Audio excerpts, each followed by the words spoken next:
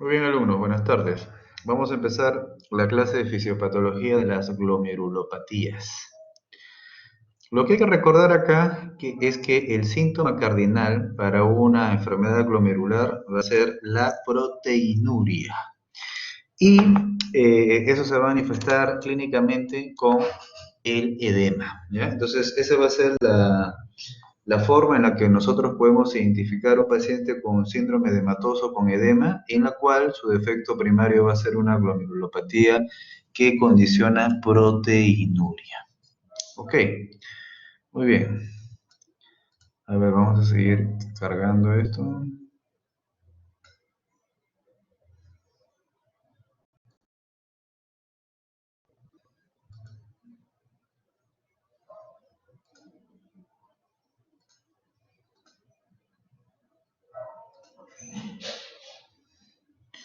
Ok, mire, entonces vamos a revisar ahorita lo que es estructura, la patogenia y nos vamos a centrar en el síndrome nefrótico. Algunas características propiamente de la membrana basal glomerular, porque propiamente su vulneración es la que está condicionando este defecto. Acá tienen un barrido de microscopía electrónica, la arteriola aferente y eferente, y están viendo acá el ovillo de capilares glomerulares que se forman, ¿no? Propiamente hacia este espacio que ahorita estoy señalando es lo que constituiría el espacio urinario, ¿cierto? Por donde se van a filtrar todas las sustancias para que luego continúe su devenir a nivel del fluido tubular. Tenemos un acercamiento, vamos a ver que ahí justamente tenemos a los podocitos con sus proyecciones primarias y secundarias que son los pedicelos podocitarios. Si ahora vemos esta estructura gráfica, propiamente reconocemos las tres típicas capas que habrán visto desde histología, en la cual tenemos la masa interna, el revestimiento interno, que es un capilar fenestrado, como muy bien están viendo ahí. Interpuesta entre las dos capas, al centro vamos a tener la membrana basal glomerular propiamente dicho, y por fuera de esta capa vamos a tener la capa podocitaria, que sería en este caso la capa más externa, ¿ok? Entonces esas son las tres típicas causas, las tres típicas capas, que también lo podemos ver aquí, y en la cual vamos a hablar un poquito primero sobre esta de acá, la electrónico densa, que se ve tal como estamos viendo aquí en esta microscopía electrónica, la membrana basal glomerular, ¿no? En la membrana basal glomerular hay varias estructuras. Por ejemplo, fíjense aquí, el podocito se está anclando ya a la membrana basal glomerular. ¿Y cómo se ancla? Se ancla a través de estas integrinas. Entonces, estas integrinas justamente facilitan el anclaje a la membrana basal glomerular, las cuales, a su vez, va a haber un defecto en los pacientes que tienen, por ejemplo, nefropatía diabética, y al final se genera un desprendimiento de estos podocitos, habrá podocituria y por lo tanto se vulnera la filtración glomerular. Ahora, en la membrana basal glomerular hay diferentes estructuras que justamente van a intervenir en la selección de las moléculas según su tamaño y según su carga. Por ejemplo, aquí tenemos el colágeno tipo 4, lo cual es reconocido por filtrar las moléculas según su tamaño. En cambio, otras estructuras, como vemos acá, la laminina y los glucosaminoglicanos aniónicos sulfatados, más bien le van a dar esa capacidad para seleccionar las moléculas según su carga. De tal forma de que se va a evitar el filtrado gracias a estas propiedades de algunas estructuras como por ejemplo las proteínas, las cuales tanto por su tamaño en cuanto al colágeno tipo 4 en cuanto a su carga, ya que tienen carga electronegativa, se va a dificultar o se va a impedir su filtrado normal o que atraviese la barrera de filtración glomerular. Muy bien. Entonces, el filtrado normalmente ocurre en esta dirección. Fíjense, acá tienen la sangre, el plasma. Normalmente se está filtrando todas las moléculas, ¿ok? Excepto las proteínas y los eritrocitos. O sea, los elementos formes y las proteínas como la albumina no se filtran. El resto se filtra todo, ¿cierto? Agua, solutos, etcétera, en esta dirección, ¿no? Desde el plasma atraviesa las tres capas, desde la masa interna a la masa externa podocitaria hasta que alcanza el espacio urinario. Pero fíjense de que también tenemos aquí una capa que a veces no se reconoce en la microscopía óptica y no la han visto ustedes en su curso de histología, que es la capa del glicocáliz, la cual normalmente sí se puede reconocer, pero por inmunohistoquímica. Es una capa llena de carbohidratos y por lo tanto normalmente se desnaturaliza en un corte de microscopio. Y algo para denotar, fíjense, ya estamos viendo aquí, estas serían las proyecciones de los PDIs de los podocitarios, y entre ellos hay una línea que propiamente forma lo que es el diafragma, ¿cierto? El cual su principal estructura va a ser algo llamado nefrina. Si esta nefrina o este diafragma se vulnera, también vulneraría la barrera de filtración glomerular y favorecería que se filtren las proteínas o algún otro y las otras moléculas, ¿no? Normalmente las que sí se filtran son las pequeñas, como estamos recordando acá, el agua y otras de las cuales tienen un diámetro pequeño. Miren, el agua un astro, la urea también, la glucosa, el sodio, son moléculas pequeñas. En cambio, la albúmina no, 35 astros. Y se considera que solamente son filtradas aquellas menores de 18 astros. O aquellas que tienen un peso molecular menos de 10.000 daltons o 10 kilodaltons. ¿Ok? Entonces, de por sí las proteínas tienen mayor peso molecular y por esta razón sí que tendrían una dificultad para su filtración. Muy bien, entonces se seleccionan las moléculas según su tamaño y según su carga. Fíjense, si el tamaño, evidentemente más de 150 kilodaltons, ahí va a predominar la selectividad en cuanto al colágeno tipo 4. Y a partir de los 70 kilodaltons, evidentemente, ya que tiene que ver el tema de la selectividad según la carga, ¿no? Muy bien, hablemos un poquito del pocito, ya hemos dicho del diafragma y en cuanto a la nefrina, que como ven aquí, la nefrina es una proteína de anclaje transmembrana, está justamente atravesando la membrana podocitaria y uniéndose a otras moléculas intrapodocitarias, como estamos viendo acá, a los filamentos de actina, etc. ¿Ok? Entonces, hay pacientes que nacen por deficiencia congénita en la que no forman esta proteína, ¿ya? Tienen un problema genético y eso se ve, por ejemplo, en el síndrome nefrótico finlandés, en las que desde las primeras etapas de vida en el recién nacido encontraremos proteinuria. Es una forma de explicar la importancia que tiene la nefrina. Por supuesto que eso es inusual. Entonces, la nefrina o el diafragma tiene varias funciones. Una es la polaridad, otra es el soporte estructural para el citoesqueleto y regula la filtración glomerular. Además, va a intervenir en forma activa en procesos como apoptosis, etcétera, puesto de que estamos hablando de una estructura que se relaciona con el podocito. Entonces, acá están las funciones. Miren, una es la polaridad. Toda esta estructura del podocito está recubierta de ácido ciálico. Se habla acá de la podocalixina cializada. Esta podocalixina cializada tiene una carga electronegativa, de tal forma de que eso va a favorecer que se repelen las proteínas que justamente tienen esa carga negativa. La otra función es una función de estructura de soporte. Estamos viendo cómo se une acá a esta molécula que sería la alfa-actinina 4 y obviamente le da estabilidad a la citoarquitectura. Entonces, se puede deducir que evidentemente va a intervenir en la filtración glomerular y además en otros procesos de señalización, como en la apoptosis, en la que se puede afectar justamente el podocito como estructura diana, ¿no? Miren, para recordar, ya habíamos dicho que el podocito cómo se ancla a la otra estructura que ya mencionaba, la otra capa, a través de las integrinas alfa 3 beta 1, ¿ya? Esto me sirve para poder recordar e identificar esto. Igual veo cómo la nefrina se está uniendo a estas otras proteínas intrapodocitarias. Igual vemos acá la nefrina, cómo se une a la alfa-actinina, ¿ok? Y otras proteínas como la C2AP o la podocina. Lo mismo estamos viendo aquí, ¿cierto? La nefrina, la alfa-actinina 4, las integrinas alfa 3 beta 1.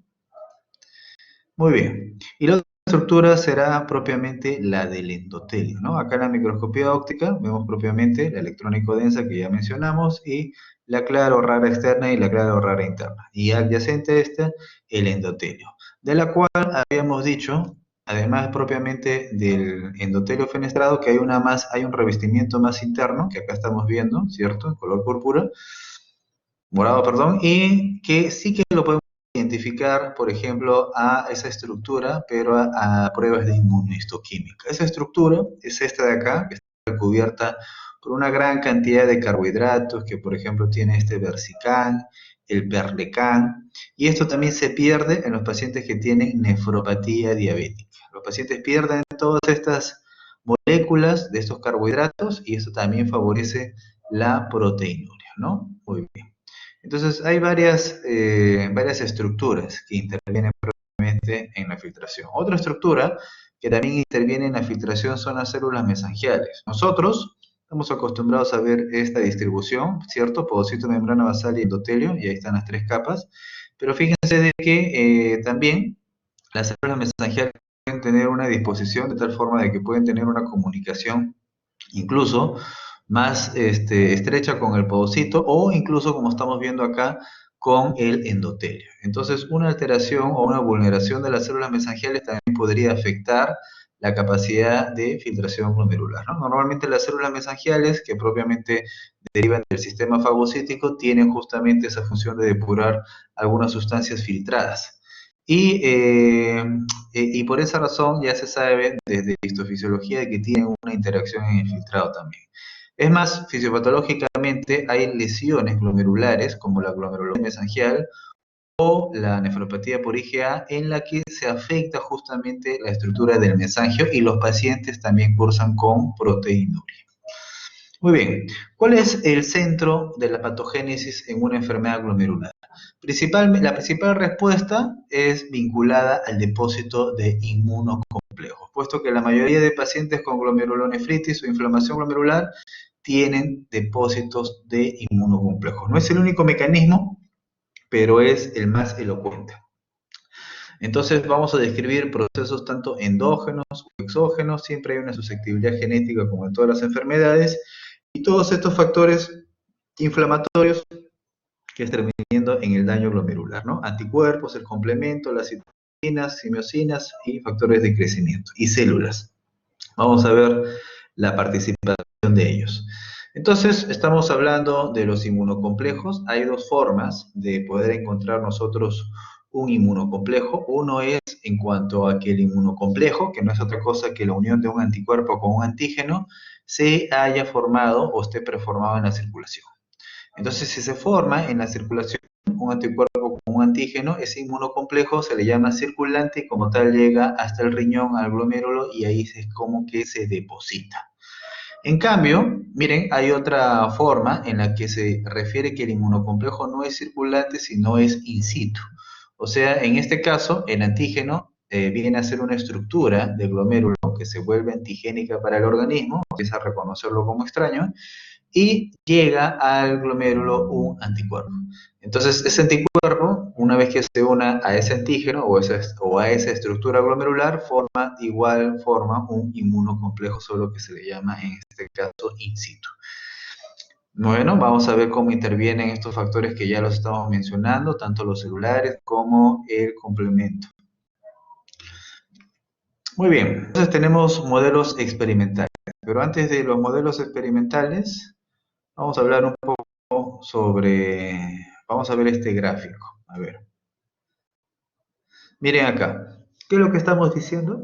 Es lo que estábamos refiriendo. Acá, en este gráfico, miren, tienen las tres capas, ¿cierto? El endotelio fenestrado, la membrana basal y la capa podocitaria más externa. Acá está la sangre y el plasma. Y en el plasma, naturalmente, vienen los inmunocomplejos, que ya, fíjense, ya está unido a un anticuerpo como un antígeno, ¿no? Eso muy bien puede producirse por una enfermedad en la que el paciente, por ejemplo, forme autoanticuerpos. Entonces se une un antígeno, por ejemplo, puede ser una célula nucleada, y ya tienes ahí un inmunocomplejo. Ese está viajando por la sangre y así como tal viene y se deposita aquí, en el glomérulo, en la barrera de filtración glomerular, y donde va a desencadenar una inflamación. Aquí estamos viendo que se están fijando propiamente aquí, debajo del podocito, por eso se habla de implantación subpodocitaria o subepitelial, porque recuerden de que en histología esto se clasifica como el epitelio visceral propiamente, ¿no? O el podocito o el epitelio podocitario. Entonces, a nivel subepitelial es cuando se implantan a este nivel estos inmunocomplejos circulantes. Ese sería un mecanismo. Y el otro mecanismo que les decía es por el depósito de inmunocomplejos. O sea, esta estructura, que es propiamente del podocito del glomérulo propio del paciente, se vuelve de un momento a otro como si se tratase de un antígeno. Se vuelve antigénica, entonces va a desencadenar una respuesta inmunitaria, se van a formar anticuerpos, y ese anticuerpo igual va a penetrar y va a llegar hasta aquí, y ahí tienes el inmunocomplejo in situ. Y el tercero, miren, es otra modalidad en la que más bien el antígeno es exógeno, o sea, hay un antígeno que viaja por la circulación y se implanta también a este nivel. Una vez que se implanta a este nivel, ese antígeno también va a desencadenar una respuesta inmune mediada por anticuerpos, y el anticuerpo igualmente se deposita a nivel, y también es un ejemplo de inmunocomplejo in situ, solo que la diferencia fue que el antígeno viajó y se implantó acá. Esto, por ejemplo, lo vemos en el paciente que tiene hepatitis C, ¿no? El virus, ¿ya? Que hay cepas que son nefríticas, entonces vienen por aquí, y fíjense de que también por el tamaño que tiene puede atravesar y llegar hasta aquí. Una vez que se deposita el virus de la hepatitis C, puede desencadenar una respuesta por anticuerpos y también un daño mediado por inmunocomplejos. Ok, una vez que nosotros tenemos el inmunocomplejo, hay que recordar que eso ya va a desencadenar la respuesta inflamatoria, ¿no? En respuesta de la inmunidad mediada por el complemento de inmunidad innata, ustedes recuerdan que el complemento, su vía clásica, justamente se activa por la presencia de un inmunocomplejo. Así que no va a sorprender que a partir de la presencia de un inmunocomplejo se desencadene la respuesta mediada por el complemento. Estos modelos nosotros los podemos reproducir en forma experimental, y en efecto así se ha hecho con estos dos modelos experimentales, tanto la nefritis de Masucci como la nefritis de Heyman. Entonces, ¿en qué consiste la nefritis de Masucci? Miren, se inyectan las ratas. Primero, extraigo yo tejido renal de una rata. ¿Ok? Y este tejido renal de una rata se lo voy a colocar a un conejo. Entonces, para el conejo va a ser un cuerpo extraño y naturalmente va a formar anticuerpos, ¿cierto? Anticuerpos antirriñón. Luego extraigo del plasma del conejo esos anticuerpos, ¿cierto? Y se los vuelvo a inyectar a las ratas. ¿Ok? Entonces, ¿qué es lo que le estoy inyectando a las ratas? Estoy inyectando un anticuerpo contra el tejido renal. Entonces, ¿eso qué va a desencadenar? Va a desencadenar propiamente la presencia de que este anticuerpo se va a depositar en toda esa zona de su tejido renal de la rata y va a formar un inmunocomplejo. Esto se va a denominar primero fase heteróloga. ¿Y por qué heteróloga? Porque en esta preetapa primero se está depositando el anticuerpo que yo he introducido en la rata, ¿cierto? Es un anticuerpo exógeno, de fuera. Pero ese anticuerpo que yo he introducido a la rata en realidad también constituye una sustancia extraña para la rata. Entonces, como constituye una sustancia extraña para la rata, también le va a formar su propio anticuerpo. Y ahí es cuando ya recién viene la fase autóloga. ¿Ok? Entonces, al final, igual estamos haciendo un modelo experimental que está reproduciendo un depósito de inmunocomplejos. Esto clínicamente se parece a lo que vemos en la nefritis por anticuerpos contra la membrana basal glomerular. O sea, y esto está relacionado con este ejemplo de acá.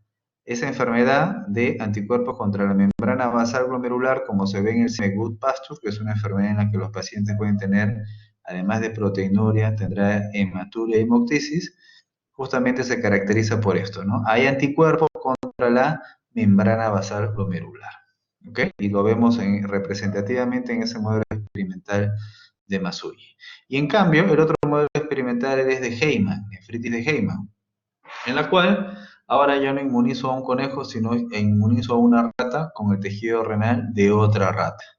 Entonces, ¿qué es lo que se está produciendo en esa rata receptora? Le estoy administrando un tejido extraño de otra rata, la estoy induciendo que forme anticuerpos contra ese tejido renal. Entonces, la rata lo que va a hacer es formar esos anticuerpos, esa rata que está recibiendo ese tejido, y a su vez, ese anticuerpo que está formando se va a dirigir también contra su propio tejido renal, ¿cierto? O sea, contra una estructura propiamente de su riñón. Y esto lo vamos a ver clínicamente como vemos en la glomerulonefritis membranosa. ¿Ok? Entonces se ha descrito que ese antígeno, se le llamaba el antígeno de Heyman, pero esto no se había descrito por igual en seres humanos. Esto más era la primera descripción fue justamente en ratas de laboratorio, ¿no? Este determinado antígeno. Actualmente en el ser humano más bien tenemos ya identificado un antígeno que es el receptor de la fosfolipasa A2, ¿no? O sea, ese sería el equivalente del antígeno que justamente va a desencadenar que se forme un anticuerpo y un inmunocomplejo, que también puede estar relacionado con esto. En cambio, este ejemplo de aquí, el primero, esto más bien estaría relacionado, por ejemplo, con enfermedades como el lupus, en las que los pacientes tienen una enfermedad autoinmune y ya tienen inmunocomplejos circulantes en este nivel. Muy bien, entonces una vez que tengamos el inmunocomplejo, se activa el complemento. Recordamos que la vía común finalmente activa el complejo de ataque de membrana, C5b hasta 9, y este de acá induce todas estas alteraciones. Uno, liberación de proteasas, sustancias reactivas de oxígeno, cambios en el citoesqueleto del podocito, va a desestabilizar propiamente las uniones actina y nefrina y va a favorecer la apoptosis, lo cual es un fenómeno a tener en cuenta, puesto que el podocito es una célula que no tiene la capacidad de replicación celular. ¿Ok? Entonces, miren, estos son los cambios. ¿Qué más se va a promover? Inflamación por eicosanoides, liberación de interleuquina 1, factor necrosis tumoral y mayor llegada de células gracias a las principales quimiosinas del monocito, como esta de acá, la proteína de quimiotrayente del monocito tipo 1. Entonces el podocito vulnerado podrá llegar a la apoptosis, se va a desestabilizar y al final eso va a generar que se desprenda y haya también podocituria. Al final habrá podocitopenia en los pacientes con este tipo de enfermedades celulares. Desde el punto de vista de la mayor llegada de otro tipo de células, miren, también va a intervenir el linfocito T, tanto el CD4 como en el CD8 en la glomerulonefritis, y la respuesta TH1 y TH17, que claramente se asocia a una respuesta proinflamatoria. En cuanto a las células B, por supuesto que tienen una interacción, porque cuando se transforma a célula plasmática y forma el anticuerpo, que cuando se vuelve un autoanticuerpo es cuando ya como inmunocomplejo se puede depositar en el glomérulo. Nuevamente, mayor llegada de células que forman citocinas y sustancias reactivas de oxígeno y el complemento. Entonces, todo esto va a generar la cascada inflamatoria en los pacientes con glomerulonefritis. Muy bien. En su curso de patología, ya ustedes verán que se habla de patrones histopatológicos para poder clasificar a las enfermedades, ¿no? Y eso va a depender según lo que vamos a encontrar en la microscopía óptica. Entonces aquí, fíjense que hay varias formas de poder clasificar esto. Tenemos ahí la glomerulopatía, por ejemplo, de cambios mínimos, que se ve más en la población pediátrica, y en la población adulta, focal y segmentaria, membranosa. Una forma de poder clasificar esto va a depender por la presencia o no de inmunocomplejos. Por ejemplo, si yo tengo el inmunocomplejo, como había mostrado aquí a nivel subepitelial, eso, por ejemplo, lo veré con mayor frecuencia en la glomerulopatía membranosa. Si lo encuentro más bien a nivel subendotelial, por debajo del endotelio, eso más bien lo voy a ver en las nefritis lúpicas, ¿ya? Diferente. O a veces puede suceder de que no encuentro inmunocomplejos y hablo de una enfermedad autoinmune, como por ejemplo una glomerulonefritis por ANCA. Entonces va a depender de dónde encuentre el inmunocomplejo. Si lo está aquí, en las células mesangiales, entonces eso normalmente se asocia a la nefropatía por IgA. Entonces, según la ubicación del inmunocomplejo, también yo puedo identificar un patrón histopatológico. ¿Ok? Bueno, entonces acá tenemos el top cuando se pierde. Entonces, cuando se deposita un inmunocomplejo en general, esta barrera va a favorecer la pérdida de proteínas. ¿Pero por qué está diapositiva aquí? Porque eventualmente también podría perderse, ¿qué cosa? Matías. Solo que si ya se pierde Matías, más bien hablaré ahí de un síndrome nefrítico, más que de un síndrome nefrótico. Otro síndrome será la rápidamente progresiva o la hematuria. Cada patrón histopatológico se asocia más a un determinado síndrome, por ejemplo, la de pediátrica que hemos dicho de cambios mínimos o la membranosis focal y segmentaria asocia más al síndrome nefrótico, y otras en las que hay más hematuria se asocia al síndrome nefrítico. Vamos a centrarnos, como les dije, en el síndrome nefrótico, el cual se reconoce por una triada. Uno, la presencia de proteinuria, pero en rango nefrótico. Recuerden que las proteínas en orina fisiológicamente solo se deben eliminar menos de 200 miligramos. Miren acá, 3.500, o sea, por eso se habla de rango nefrótico. Más de 3.500 miligramos al día y también lo puedo ajustar por metro cuadrado de superficie corporal. Segundo criterio, la hipoalbuminemia, que debe ser menos de 3, y la presencia de edema. Esos tres factores constituyen la triada del síndrome nefrótico. Pero además se puede asociar de grados variables de hiperlipidemia, y si hay más lipidemia en sangre, podría haber también lipiduria. Ok, entonces, en cuanto a la proteinuria, miren, hay varias enfermedades que generan bastante proteinuria y en las que están a la cabeza es esta de acá, que se llama amiloidosis, y la misma diabetes. La diabetes genera una gran pérdida de proteínas por la orina, ¿ya? Normalmente alcanza y sobrepasa lo que es el rango nefrótico.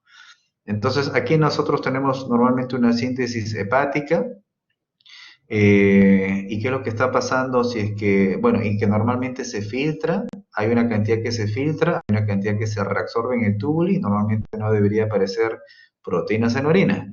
Pero en los pacientes que tienen síndrome nefrótico, que justamente están perdiendo una gran cantidad de proteínas por la orina, entonces el hígado va a tratar de compensar más, va a tratar de hacer más síntesis de proteínas. Y fíjense de que toda esta carga que se está filtrando, hay una cantidad de que se va a reabsorber.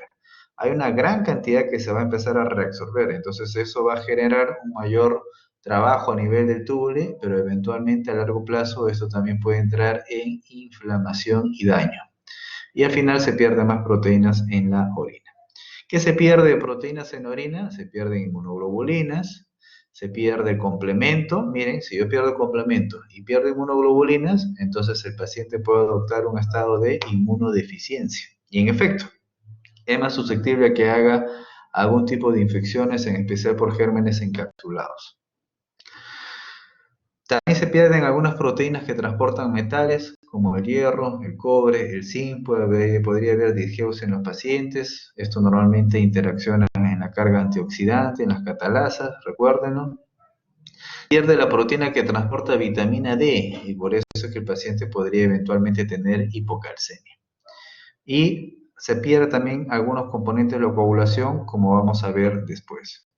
La proteinuria, además, como hemos dicho, al momento de reabsorberse más en el túbulo, a largo plazo va a generar daño túbulo intersticial. Y esto es importante porque los pacientes que sufren de estas enfermedades glomerulares a largo plazo podrían evolucionar a la enfermedad renal crónica e incluso llegar a la diálisis. No será la causa más frecuente hoy en día de hemodiálisis porque esa es la diabetes y la hipertensión arterial, pero estas enfermedades glomerulares inflamatorias también pueden producir daño túbulo intersticial. ¿Ok? El mecanismo es el que ya estamos mencionando, se filtran más proteínas desde el glomérulo y empieza a reabsorberse más por el túbulo, pero eventualmente esto va a migrar a un estado proinflamatorio y ese estado proinflamatorio, miren, va al final generar un desbalance en el cual va a predominar el fibroblasto. Se va a sintetizar más matriz intersticial, más colágeno, se va a evitar su degradación de las metaloproteasas y por lo tanto al final se va a acumular este colágeno en el intersticio. Y justamente una de las formas para definir que el paciente tiene ya un compromiso crónico es ese, porque hay el nefritis intersticial, ¿no? Hay depósito intersticial, fibrosis intersticial. Muy bien, otra característica que también está promoviendo el daño de la glomerulosclerosis estará relacionada propiamente con el factor de crecimiento transformante beta, ¿no? Entonces, normalmente tiene que haber aquí un proceso de maduración normal en el glomérulo que va desde mesangioblasto a mesangiocito. Y ese mesangiocito normalmente está formando colágeno tipo 4, que es un colágeno que se puede degradar, ¿ok? Por las colagenasas. Sin embargo, en la presencia de este factor de crecimiento transformante beta, se vulnera propiamente la maduración del mesangioblasto.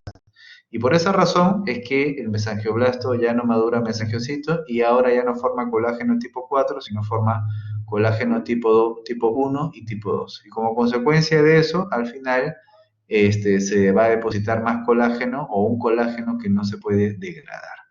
Entonces, eso es como consecuencia de la activación proinflamatoria y daño crónico. Muy bien, ahora hablemos sobre el edema. ¿Por qué tiene edema un paciente con síndrome nefrótico? Hay dos teorías. La teoría de la hipovolemia y la teoría de la hipervolemia o de la expansión del volumen. Entonces, ¿qué me dice la teoría hipovolémica? Bueno, empezamos con lo siguiente. Cuando un paciente tiene proteinuria y pierde proteínas, entonces en la sangre también pueden estar disminuidas. Por eso es de que otro criterio o parámetro es la hipoalbuminemia. Y en efecto, obviamente la albúmina baja. Y al bajar también reduce la presión oncótica. Hasta ahí está clarísimo de que esos efectos suceden, ¿no? La presión oncótica normalmente en sangre es de 30 milímetros de mercurio. Cuando el paciente tiene hipoalbuminemia, esta puede descender hasta 14.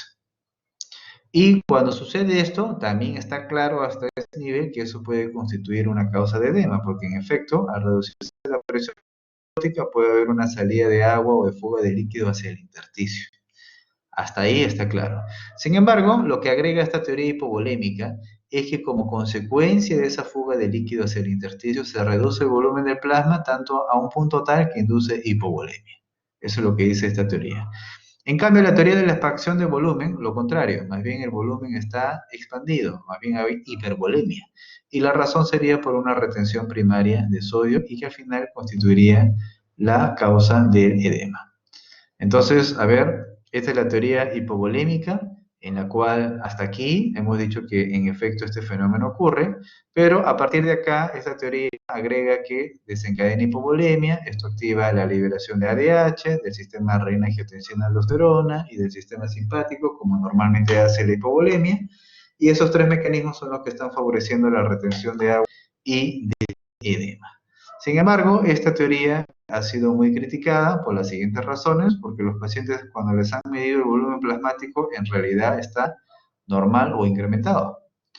Por ejemplo, el pecto natriurético es un pecto que normalmente solo se incrementa como consecuencia de la distensión de las cámaras auriculares en hipervolemia. En efecto, en el paciente con síndrome nefrótico está aumentado. ¿Ok? Propiamente porque se supone que cuando una persona se expone a la hipervolemia, el cuerpo induce más natriuresis para compensar. Y justamente en el síndrome nefrótico, miren, el efecto natriurético arterial está aumentado. O sea, nos puede indicar que más bien hay una hipervolemia. La otra razón es porque el bloqueo del sistema renina-angiotensina-aldosterona no induce natriuresis. Yo podría pensar que si es que hay hipovolemia y está activado el RAS, si yo bloqueo el RAS, entonces se podría reducir la reabsorción de sodio. Pero cuando lo hago experimentalmente y hago un bloqueo del sistema, no se produce natriuresis. Entonces, eso también es una crítica a la teoría hipovolémica. Y la otra razón es de que los pacientes, cuando están ya recibiendo tratamiento con corticoides, que es un antiinflamatorio, a veces ya empiezan a mejorar de su cuadro clínico edematoso, pero no tanto por cambios de la albúmina, sino por cambios en la eliminación de sodio. Por eso es de que se desvirtuaría un poco la justificación del edema, principalmente asociado a la teoría hipovolémica. ¿Ok? Muy bien. Por eso es que se acepta hoy por hoy la teoría de hipervolémica, en la que más bien hay una retención primaria de sodio en el túbulo renal y esto es lo que estaría condicionando el edema. ¿Y por qué pasa esto? Porque hay varios factores. Factores que justamente están favoreciendo la retención de sodio. Por ejemplo, miren, hay una resistencia ahora más bien al pectio natriurético arterial, que normalmente produce natriuresis. ¿Dónde actúa normalmente este pectio? En el túbulo colector medular. Si hay una resistencia a su acción, entonces ya no genera natriuresis y se retiene sodio. Y además porque hay una hiperactividad de algunas bombas que retienen sodio, como la del sodio-potasio en el túbulo colector cortical o la del sodio-hidrogenión en el túbulo proximal. Al fin de cuentas, se retiene sodio. Muy bien. Y también explicaremos algo de por qué hay hiperlipidemia. Hay varias razones. Una, por ejemplo, puede estar relacionada a lo que ya les había dicho, que como consecuencia de la reducción de la presión oncótica, el hígado tratará de suplir induciendo mayor formación de proteínas, como por ejemplo son las apoproteínas, que es la fracción proteica de una lipoproteína. Y por eso que va a formar más VLDL. Por eso podría haber hipertrigliceridemia. Sin embargo, la principal razón de que haya hipertrigliceridemia, pero además aumento del colesterol total o del LDL, su forma fraccionada, es esta de acá, que es porque se ha vulnerado su metabolismo. El metabolismo lipídico está disminuido. Está disminuido aquello que normalmente lo degrada enzimáticamente, y básicamente hay que recordar dos cosas acá de su bioquímica: la lipasa lipoproteica y la lecitincolesterol acil transferasa. Entonces miren, acá está el hígado, que normalmente forma proteínas como la VLDL, que es rica en triglicéridos, y esta normalmente debería degradarse, ¿ya? Pierde acá su fracción de triglicéridos, aumenta la de colesterol y llega a LDL, ¿cierto? Con sus funciones corporales, ¿cierto? Normales, en las membranas celulares, en esteroidogénesis, pero este LDL normalmente es transportado por la HDL a través de la lecitincolesterol aciltransferasa, ¿no? Para su transporte reverso que llega nuevamente al hígado. Eso es en cuanto al colesterol. Pero ¿qué pasa en el síndrome nefrótico? En el síndrome nefrótico justamente esta enzima, la LCAT, la lecitincolesterol aciltransferasa, está disminuida. Y por esa razón, al final, el colesterol LDL no se depura y aumenta. ¿Ok? Por otro lado, fíjense que tenemos a la lipasa lipoproteica. La lipasa lipoproteica normalmente degrada triglicéridos, por eso lo vemos acá con los kilomicrones normalmente, o lo vemos acá con el VLDL, que cuando se actúa también degrada los triglicéridos y al final ya se pierde esa fracción y aumentará el colesterol, ¿no? Entonces, en el síndrome nefrótico, al reducirse la lipasa lipoproteica, no se degrada entonces los triglicéridos y por eso aumenta. Por eso es de que hay un incremento de los triglicéridos además del colesterol. Esas son las causas de hiperlipidemia en los pacientes. Finalmente, las complicaciones. ¿Cuáles son las complicaciones de un paciente con síndrome nefrótico? Una es la trombosis, el tromboembolismo. Un paciente, cuando pierde agua y se está filtrando más agua en el intersticio, entonces podríamos hablar de una hemoconcentración. Esa es una posible causa. Hay otras que ahorita mencionamos. Otra es la insuficiencia renal aguda, que se ve más en población pediátrica, y las infecciones por las razones que hemos dicho. ¿Qué otros factores intervienen en la trombosis? Miren, uno, el que ya dije, la hemoconcentración, pero también hay otros, aumento del fibrinógeno, y subrayen este de acá, la disminución de la antitrombina 3. La antitrombina 3, como su nombre ya implica, justamente inhibe a la trombina, ¿cierto? Al factor 2 de la coagulación. Y en los pacientes que tienen proteinuria, esta proteína se pierde, la antitrombina 3. Entonces vulnera el mecanismo de regulación fibrinolítico y por lo tanto se promueve el estado de formación de coágulo de trombosis. Así que a mayor proteinuria uno podría agravar propiamente el estado trombótico. Muy bien, entonces acá tenemos un resumen de todo lo que se afecta entonces como consecuencia de una enfermedad glomerular como en el síndrome nefrótico: pérdida de proteínas transportadoras, de vitaminas, minerales, posibilidad de que haya trombosis por pérdida de la antitrombina 3, hemoconcentración, etc. O la misma proteinuria a largo plazo va a inducir una inflamación en el túbulo y finalmente daño, y al final habrá fibrosis intersticial. Habrá hipoaluminemia, naturalmente como con pérdida de la albúmina, lo cual justifica, por supuesto, que sí que hay edema, pero y la otra condición para que haya edema será la misma teoría hipervolémica. Y la hipoaluminemia, miren, interviene también en la hiperlipidemia, ¿cierto? Porque incrementa la síntesis de las lipoproteínas como la VLDL, aunque ya hemos dado las otras explicaciones.